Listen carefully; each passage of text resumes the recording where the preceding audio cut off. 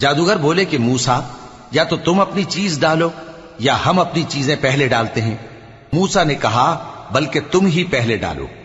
جب انہوں نے چیزیں ڈالیں تو یکا یک ان کی رسیاں اور لاٹھیاں موسیٰ کے خیال میں ایسی آنے لگیں کہ وہ میدان میں ادھر ادھر دوڑ رہی ہیں۔ اس وقت موسیٰ نے اپنے دل میں خوف محسوس کیا۔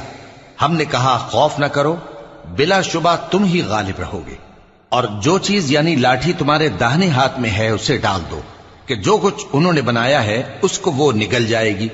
جو کچھ انہوں نے بنایا ہے یہ تو جادوگروں کے ہتھ کنڈے ہیں، اور جادوگر جہاں بھی جائے کامیاب نہیں ہوگا۔ اس پر جادوگر سجدے میں گر پڑے، کہنے لگے کہ ہم موسیٰ اور ہارون کے پروردگار پر ایمان لائے۔ فرعون بولا کہ پیشتر اس کے کہ میں تمہیں اجازت دوں تم اس پر ایمان لے آئے؟